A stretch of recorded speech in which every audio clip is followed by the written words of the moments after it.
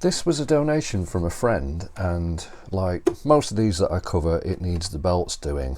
I thought I'd cover this one on video because although this model, the TRK-9000W, which I think stands for white, which at some point it probably was, you can see there's a little bit of sun yellowing going on here. Although this model seems actually quite rare, I can't find anything about this. I can only find one eBay listing of one that was in America that's only got one speaker. I can't find any manuals or service manuals or any real mention of this model, but this deck I believe is used in more common models like I think the TRK-9000W. I'll put a picture up. That's one I see around quite a lot.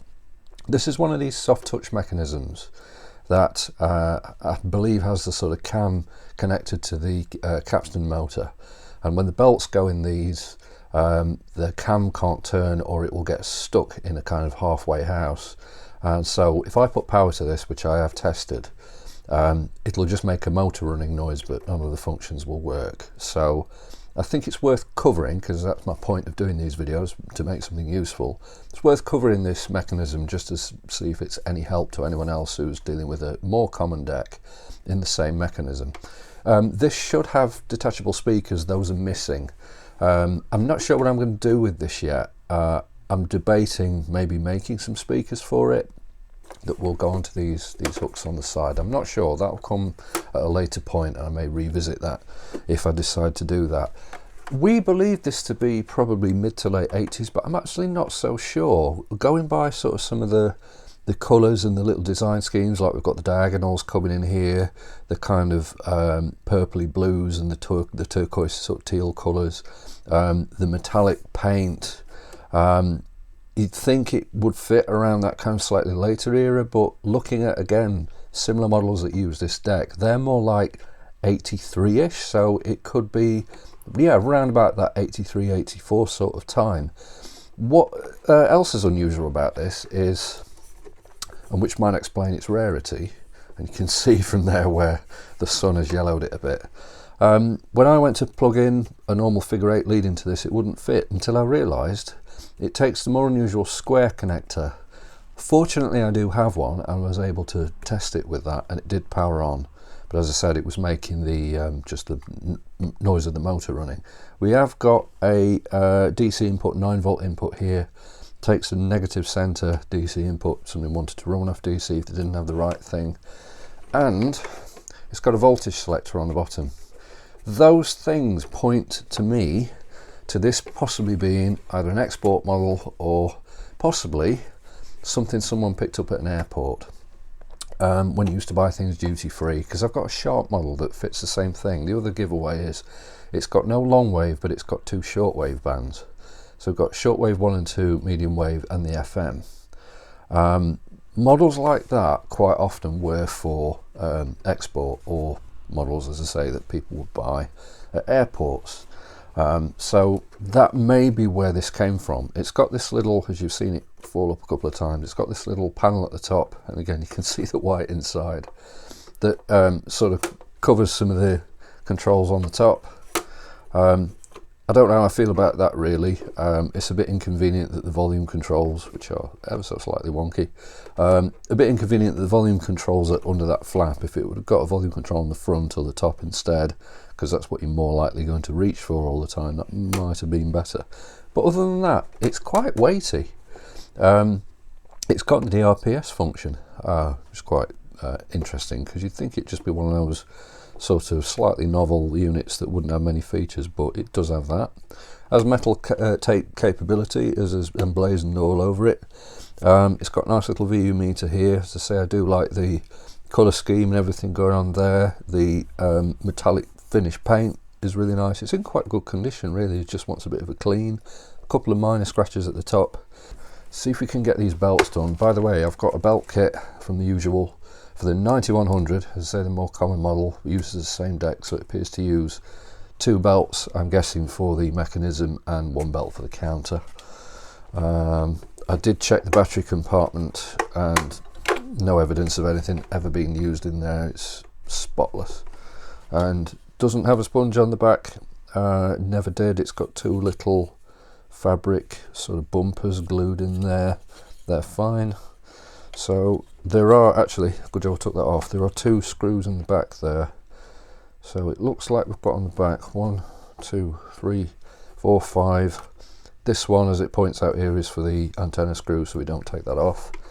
There are also 2 silver screws in the bottom. I'm not sure if they remove the deck. I'm not sure, we'll find out. Maybe part of the weight is down to the fact that it's got a power transformer inside. A lot of the like Sanyo models and some of the different models like that often had a separate power supply, whereas this I guess has got the transformer built in, which is why it's quite substantial. Let's see what we can get to fit this. That was a good click, so I don't think this has ever been opened. So it looks like all the screws are the same. So I haven't removed the ones at the bottom, I've just removed the black ones at the back. And it looks like, yeah, that's got the back off.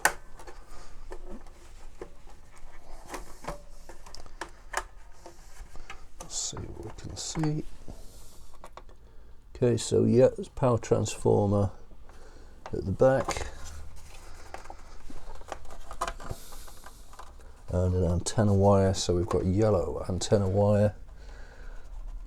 Connects there, shows a little connector. And power cables. There's a connector at the other end, which would have been much easier to undo. There we go. So actually, I'm going to put that back where it was. So be careful with this big pointy piece of plastic here that is glued to the top of these 2 capacitors. I suppose that's to stop them shorting out on this heatsink here. And that seems to be where the amplifier chip is. Got a little module here. I'm not sure what that's for. Won't be Dolby because it doesn't have Dolby, but it does have a little module here. As I say, don't have a service manual for this one. I can't find anything on this at all, but it's nice to see that there's lots of connectors in use, so it doesn't look too bad to pull it apart. So having a look around this, I think the 2 screws at the bottom come out. I think we'll need to take off the knobs from here, because it looks like the whole chassis will come out of the case, and then I believe the tape deck is bolted in from the front. Those switches, I think they're pushed in from the bottom. I don't think they come out. Good thing about them being under the flap is that they haven't yellowed, because they're protected by this. Screws on the side, I believe they hold in the handle. There's some sort of metal framework parts for the handles at the side there. But on the other side, actually, these don't, I think these are part of the chassis. These definitely don't hold the handle in. Yep.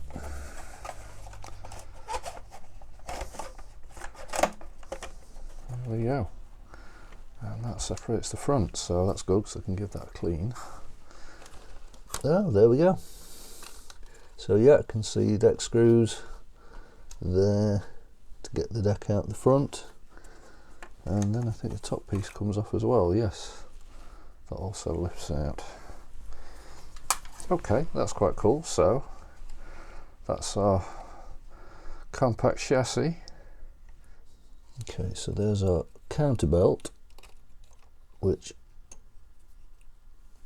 yeah, you can see by the shape of that, that's had it. 4 black screws that look like they bolted into the plastic chassis. They're identical to the case screws on the back, which is good. Another clue about this being sort of pre-85 is this mechanism. It's quite sort of custom and complex. It looks like quite a nice mechanism actually. It's unusual to find that after sort of 85, when the cheaper Tenashi mechanisms used to start coming in. Things like boomboxes, manufacturers just weren't bothered about putting fancy decks in them most of the time. And we've got a bit of a wire in the way there. Can I get that out of the way maybe?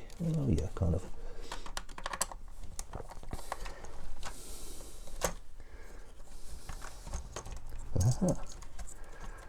Okay. Yeah, I can see behind there. Oh, I can feel bits of belt falling out. Yeah, that's started to go. So this wiring's wrapped quite tightly. Yeah, there's the belt all melting. So to get all that out there, it's a stout flywheel. The motor, is there any of it around the motor? Yes, it's around the bottom pulley. There's a bit of solenoid there for the DRPS. And begin this wonderful job of extracting all this melted belt. Some of this is like right at the licorice stage, where it's just going, like this piece here. So some of this, I should have my gloves on really, some of this I can get off, I hope. Having one piece, I should do the freezer spray trick on it probably. Chuck that in there. I'm not actually certain of the belt layout. I think having done this and got the 9100 belt kit, I have a feeling it could be different. I think the core of the mechanism is the same, but it might be that the counter layout, for example, is the same, because the counter belt that I pulled off was quite long. So in the kit that leaves a short belt. So where does that go? What you probably can't tell from there, but I can see from the side, is that this white pulley here is at a lower level than like this one. So this one definitely shares the path with the top of the capstan, but the flywheel I should say. But I think, I can't quite see it from here, but I think it's possible that there's another pulley on the bottom of this flywheel. There's also two pulleys on the motor, and only the bottom one has got the remains of a belt on it. The top one's absolutely spotless, like it's never seen a belt, which again is a bit unusual. Oh good, that's just at the licorice point as well, so that's not left too much residue. I always find it weird that I've found this a few times, that on machines where I've found like the belts at the back have started to turn to glue, the counterbelt on the front might be a bit dried out, but usually it's fine. I can't actually recall, maybe it has happened before, but I can't actually recall doing this job on a machine where the counterbelt on the front had also melted. It's always the belts on the back. I don't know why. Maybe the belts on the back are in closer proximity to oils or lubricants. Maybe there's less proximity of that at the front. They're from the same batches. It's not like, you know, you wouldn't expect the counterbelt to be specifically made of something else. From a separate batch, they're the same thing. But that is weird. I can feel the cam mechanism underneath there, because you see that flywheel has got in places some resistance. It's actually pushing round. There we go, it's just clipped. It's pushing round a mechanism. See this bit of the side. So when we get that belted up properly and know which direction it should go, it will hopefully reset itself. I wanted to use my deflux, which sort of solidifies the stuff a little bit, to kind of clumps it together a bit to get it off. the aerosol seems to have gone in the can, but it is sort of leaking enough to pour it onto a cotton bud. Yeah, see, it sort of clumps it together a little bit more to begin with. It's useful. I see where the small belt goes, there is a second pulley on the bottom of this that connects to this. I can see another bit of the belt that's stuck to it underneath here. That's not going to be easy to clean. I might have to figure a way of removing this pulley. So unfortunately I didn't catch this on camera, and then I was waffling on about it and the camera wasn't actually rolling. I've got to be able to get this pulley out because of the gunk that's deep down on that bottom pulley there. I'm not going to be able to get that to clean that in situ without cleaner and the residue going everywhere. So what I had to do, and I did this off camera in a bit of an experiment, it's a bit brutal, but I had to use a dinner knife to get down in between this plastic part of the frame and this brass plate here that's on the back of the clutch there, because this is the clutch assembly for the take-up, and just managed to get it in enough that it popped the axle out of this front plastic gear here, which is what I wanted. And now I'm able to remove this part. In fact, it's sort of wedged itself back in. There we go.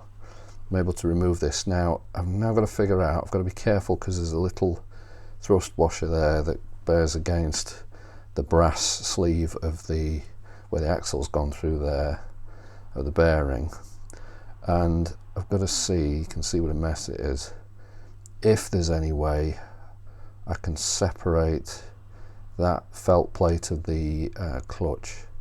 I don't think there will be, but I'll see, to be able to get this off, and ideally clean it, probably in the ultrasonic cleaner. Alright, that's way better. What I ended up doing was using some of this elbow grease stuff, and they're not a sponsor, but I've used that stuff a lot, just to try and get in right in the crease in the middle of that pulley between each two, without trying to get it in the felt, just to soak in for a while, and then I put the whole thing in the ultrasonic cleaner. Now that will mean that the felt in the middle there will have got wet, but I couldn't find any other way of really getting all the crap out of there, and it is important to get them really clean. But the ultrasonic cleaner just sort of floats all the black stuff away. It's the weirdest thing to watch. So I'm going to have to allow that some time to dry, but the felt seems alright, and of course, as I say, it's got all that off, so I might have to just put a little dab of oil on there, put the little thrust washer back on, and bob it back into the bearing there, and then put the gear back on, the plastic gear back on the front. So that's sorted that out. This one here, I don't know if it's severe enough, I'm not sure, but there's a tiny little pressure washer there. Unfortunately, it's not a split ring, it doesn't have a split in it, it's just pressure fitted. But I'm going to see if I can get that off and take this pulley off and just chuck that in the cleaner to get it out of this, really get it out of this crease in the middle. And then I'll have to take the back plate off the flywheel and take the flywheel and capstan out and do that, because I can also see, I think, some corrosion where the melty rubbers reacted with the aluminium. So I'll need to get that out, get that cleaned, and then I think that's oh, there's a motor pulley as well. Motor pulley, I'm not sure, I might be able to do on its own because they're difficult to remove. Might be able to clean that in situ, but yeah, definitely the flywheel needs to come out. And then I think, apart from just a couple of tiny bits, that's got rid of most of the detritus. As I always mention, beware with this horrible stuff. I must have got the tiniest bit, maybe a bit of belt or something, fall off it and land on the floor and go on the bottom of my shoe, because I realised there were black splashes all over the damn house, I made a comment to a few friends about moving into this house that I said I don't miss carpets one bit.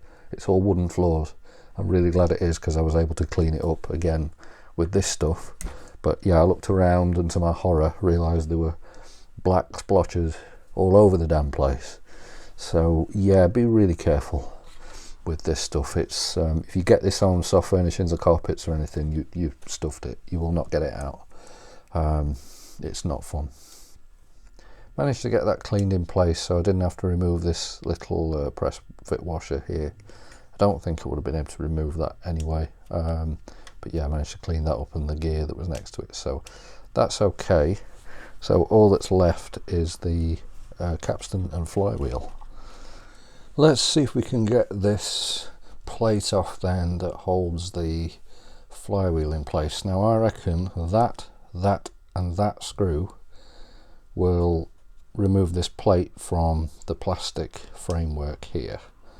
Those smaller screws there, I think they hold the plate that holds the solenoid in place. So we're not going to move this far, so I hope that should be able to stay in place, and we can just move this plate aside to get the flywheel out. That's quite a long screw, so that's got a collar on there. The others I'm going to guess are going to be the same. This one feels shorter, it is. So the one in that corner is only a short screw. And yep, plate comes out. And the plunger for the solenoid has also fallen out. Beware of that. You can see a bit of belt stuck to this. Carefully get rid of that. And there's a spring as well. The back half of that spring is flopping about, so that spring might be part of the solenoid, or it goes around there maybe. Well, that would make sense. Okay, so there's the end of a spring there, down there, and I think that has to go. You can just see it's hard to get the camera in because of the wires connected to it. You see that white post? You can see that that spring has gone to this side of the white post so that it allows that to work. I think that's how that should go. Yeah, the end has fallen out of the solenoid.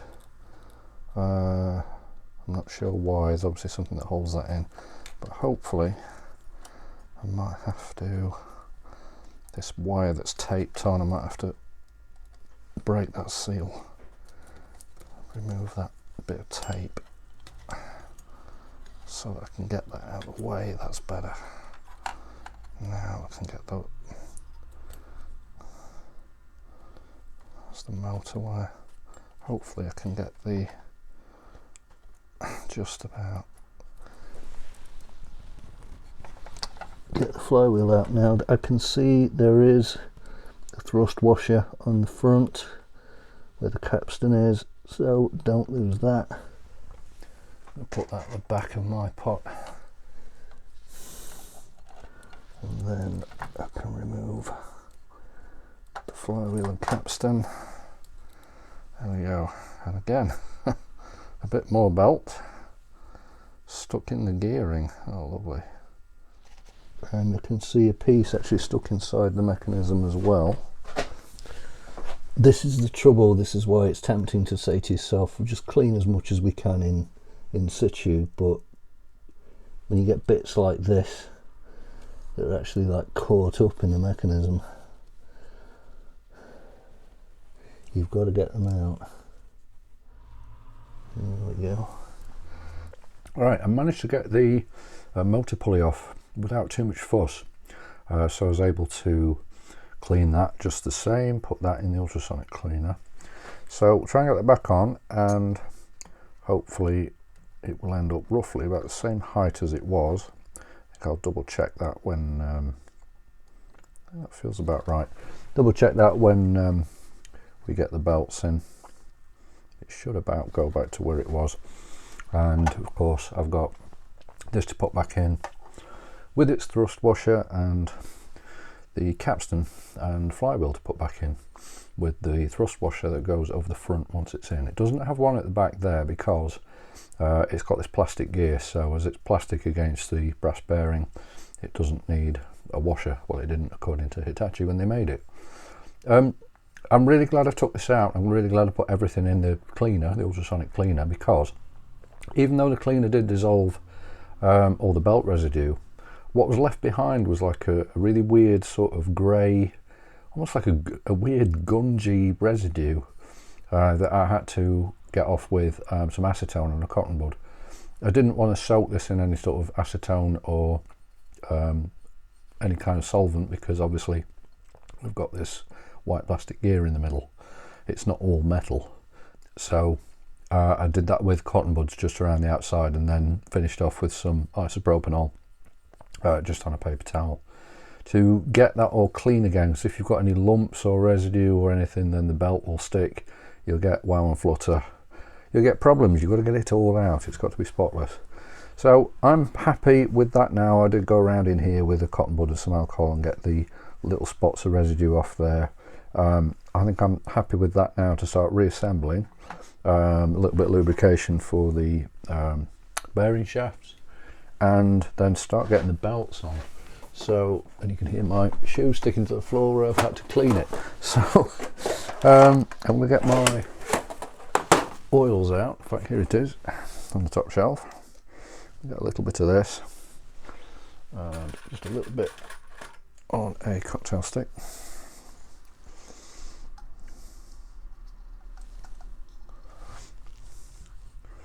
Just put a little bit on the capstan shaft. Put that aside a second.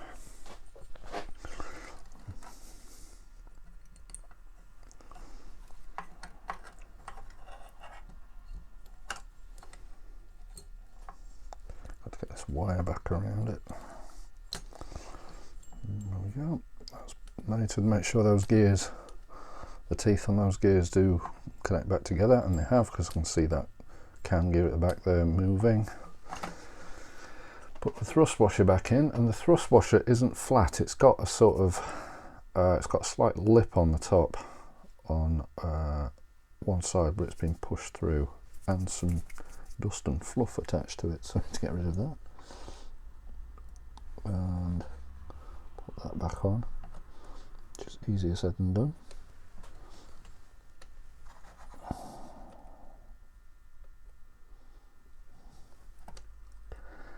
Push that to the back, there we go. Make sure that's pushed right through. Yep. And then I will give the capstan a clean. The pinch roller needs cleaning as well. The pinch roller is pretty grotty, heads are gross. So you make sure I've got all the oil off those before we start pressing play and running tapes through it. So I've got that one.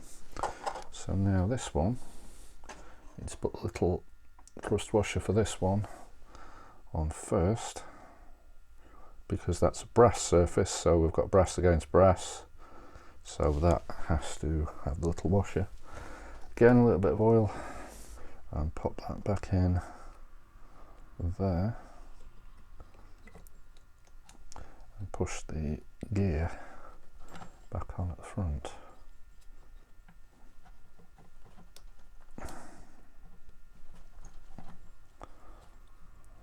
Just a little bit of play in that, and we should be all good there. Yes, so make sure hands are clean. I don't want any oils all over. Let's see what we've got with these belts. So I reckon the small one will be the one we have to do first.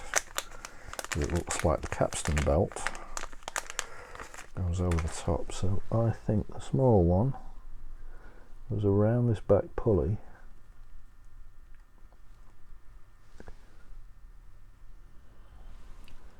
and around here.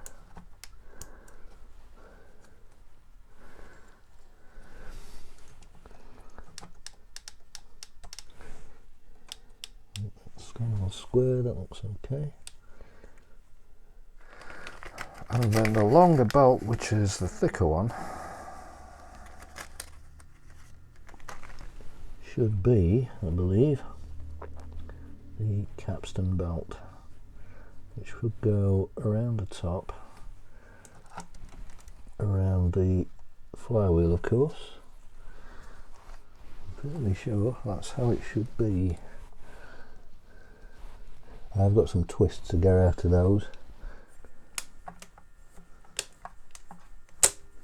Aha, now I've been able to release that, I think. So I think that's now gone into its neutral position. Alright, some updates to make. This capstan belt is not the one that came in the kit. I've had to fit a slightly longer one. I was confused about how that seemed so tight and exactly the path that it took. Partly confused because this sort of double pulley that's used on the motor here, there isn't anything that connects to this top pulley because there's nothing on the same plane as that top pulley. I think it's just a generic part that they use probably across a few machines. There might be something that uses this top pulley, but this one doesn't. So I believe I've got the correct belt path because I can't figure any other way. This small one is definitely correct. I had to look on YouTube to try and find some videos of the 9100 to see if I could find anyone taking one apart, and just to see if the mechanism is the same. By and large it is, but the difference with that belt, hence the one out of the 9100 being smaller, is the motor mounting is different. This capstan plate that I've removed here, that on this model has got the DRPS part there, the solenoid. Why do I keep forgetting that word? The DRPS solenoid. This plate here that's got the DRPS solenoid on that I've removed, on the 9100 it's actually got the motor, and the motor is mounted the other way. So rather than pointing up as it is there, it actually points down, and the belt path is slightly different on the 9100. So that belt there is the same. This belt I've had to fit a longer one. I could stretch it round, but it definitely felt too tight, as if it was really being stretched. You can usually just sort of feel by the tension if they're not quite right. So I've put a belt in there that feels right. I'm going to refit this plate, and I need to put that solenoid, I remembered it that time, I need to put that solenoid plunger back in and finagle that into place as well. So yeah, that goes like that. They look into place. That puts the little thrust part back in. This wire's not making it easy.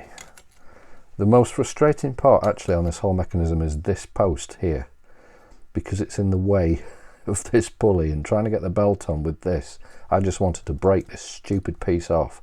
I wish that would have been a little bit further up, because it just kept getting caught. The belt kept getting caught on that, and it was really irritating. So let's see if we can get this, fight with this wire, get this back in place. I can't quite, no, that's not too bad. Without sort of tipping this piece off, I can't tip it ever so flat. They're self-tapping screws, so turn them to the left and feel them click before you turn them to the right. I think the reason it fell out is I think there's a little piece there that I think the little post goes into. So I think that's why. Yeah, I think that's supposed to go like that, which I think is why.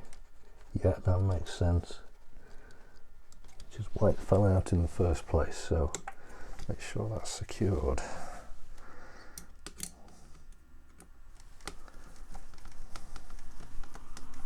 I was surprised to find very few useful videos on definitely the 9100, which, as I alluded to earlier, I believe to be a fairly common popular model, but I didn't really find many definitely no sort of long form repair videos or anything of it. Found a couple that kind of rushed over it just enough for me to get a glance at the mechanism to go, that's different. So I'm glad to be covering this. I don't know if I'm doing the greatest job, but I hope that there's some use in it somewhere. So let's put counterbelt on. That goes around the front. You can usually tell which is the counterbelt in a belt set, because it's usually the lightest belt or the thinnest belt, because you don't want loads of tension on a counterbelt, nor do I want any twists in it, which is why I've just taken it back off.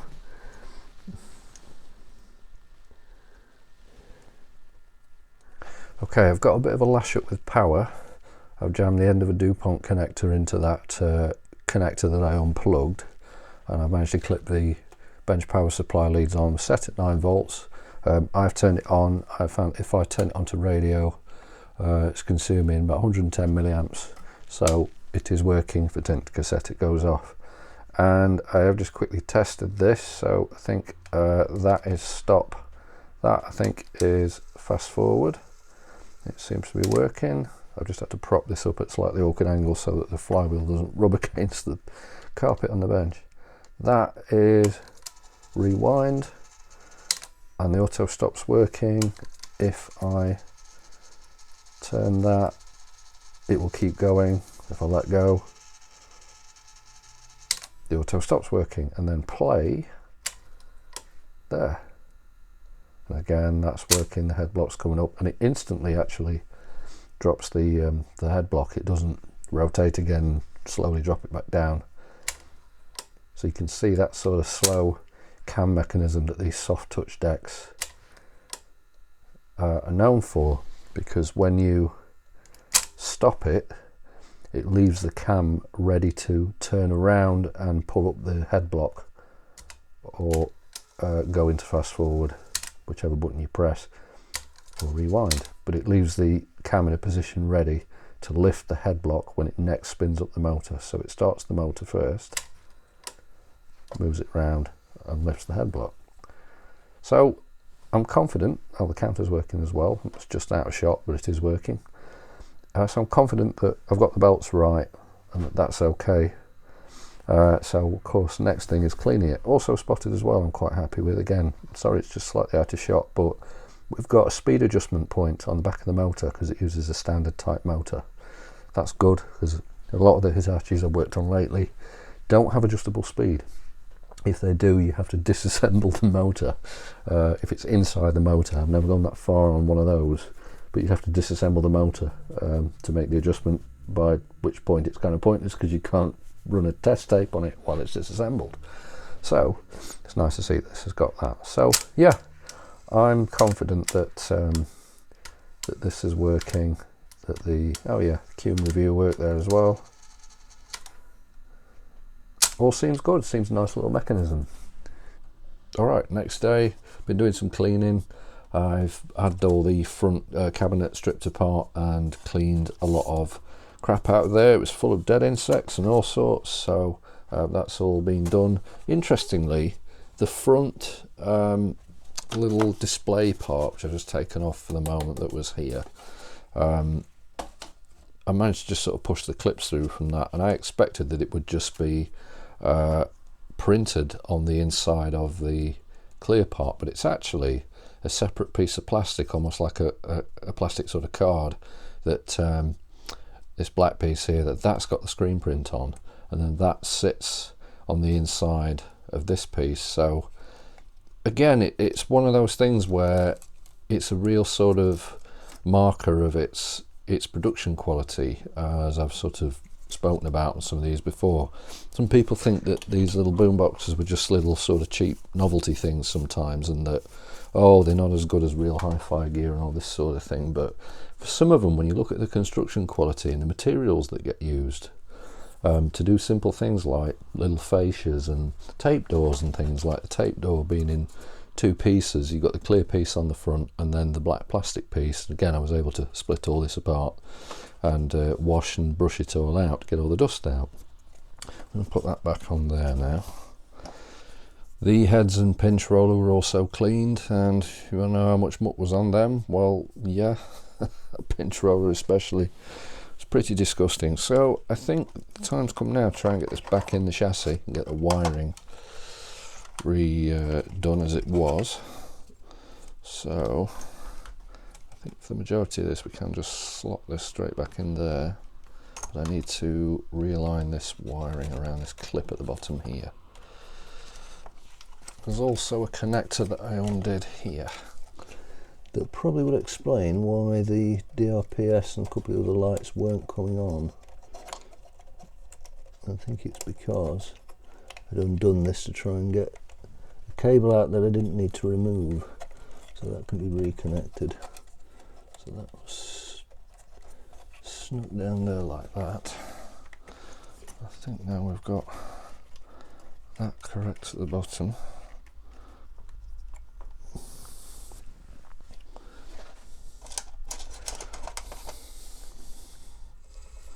Yep, it's working now. Forgotten the top piece has to go on first.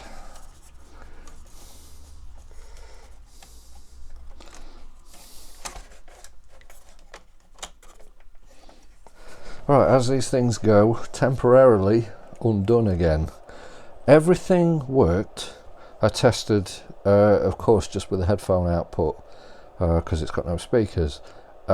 That worked fine, radio worked fine, tape deck sounds great. I have no issues with motor speed or alignment. They sound fine. There may be a tiny bit of wandering on the very top end on the alignment, which could be the pinch roller, but it's not skewing the tape. So for what it is for now, I'm fine with that. If it was critical, I would replace it, but right at this point, it's not. The only thing that doesn't work is the DRPS. And I've been going through mechanically, I've been going through the circuit as much as I can, bearing in mind I've got no service manual or diagram for this one, and seeing what on earth's going on, because if I sort of trigger the DRPS, and I might be able to do it now, but it's kind of in pieces. If I trigger this, so where's my play? There's my play. If I set a value to the DRPS and then lock it in fast forward, you'll notice the solenoid here isn't moving, but it does click briefly when I let go, so it's not latching on. But strangely, even if I hold it in place, it's not mechanically latching anything. So there may be a combination of a mechanical and electronic issue. I'm not certain.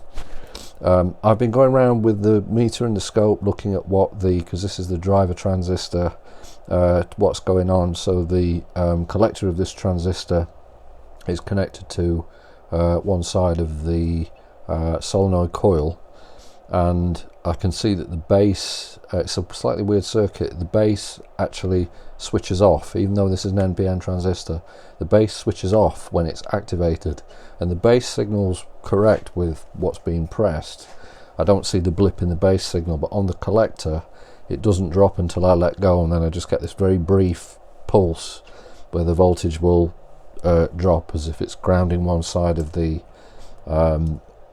coil as it should be, and then it comes back again, which is where you see that kick of the solenoid, but it doesn't latch and hold. It's I think a little bit simpler than some of the DRPS diagrams I've got for other models. This big capacitor here, for example, is just across the motor, and I know that's working fine. I think that's actually for muting, but that is working fine. The muting circuit's working fine. When I press stop, it stops the thump of the motor going through the amplifier. That works fine, that's all great, but it's just this that doesn't work. As I say, without a diagram, I'm kind of stuck really. I might have found one source of a diagram, but it's a guy who wants to like mail out a paper copy to someone in the USA, so that's no good to me. I need a PDF. I don't really want to pay for one, to be honest.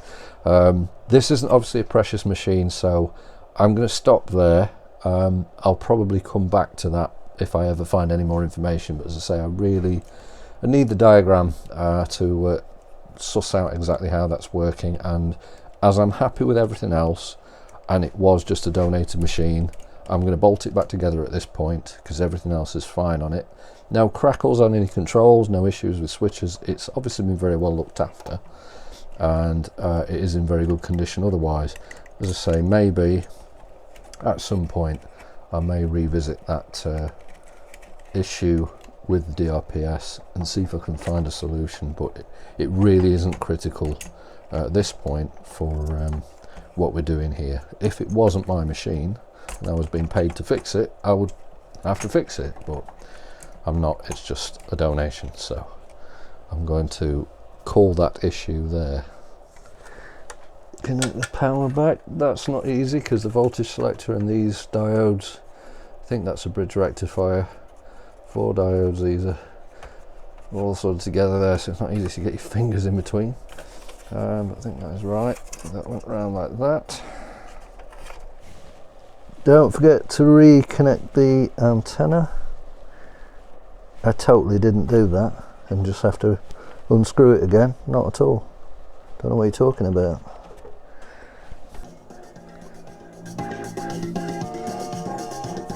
There she blows.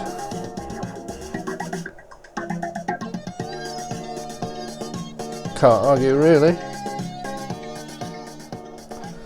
I really like this little tape deck in this. It's a really nice little mechanism. The operation of it's really smooth. There's a little bit of a noise on the fast forward and the cue on this, but that might be just this cassette, but it's all working good. Tape counter's going, level meter works. This not the hottest level on this recording, but it works fine. Everything else. If I stop it, just switch it to radio. That one probably won't pick much up on the bench. No, won't pick anything up on the bench. I'm not in a great area for radio anyway. It has to be on the windowsill really. But I've tested the radio on headphones. It did work all right. Yeah, can't argue. The new belts in there. Cool little unit. Really nicely made. I found out as well that I did find, as I say, a supplier of the manual who would mail out a paper one to someone in the USA. You got a picture of the front of it, and the date on the bottom of this service manual is July 1982. So this was, this was quite an early design, way earlier than you would think. But going by its design, I would say, but going by its build quality and just sort of the materials and such that are used, such as what we said about like the plastic card under there, the materials and the sort of how solid the tape door is, the way the plastics feel, definitely has a feel of those sort of quality early 80s units. And I think I've just put a pre-recorded tape in this, which I'll not be able to play much of because it'll be copyrighted, but it's working great.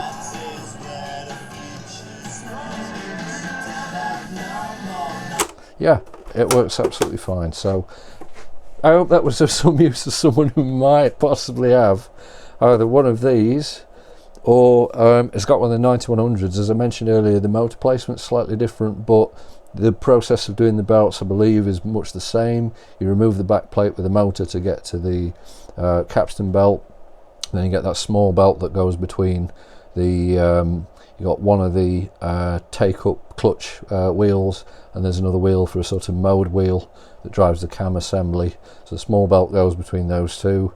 You've got your main belt for obviously your capstan, and then the thinner belt on the front for the tape counter.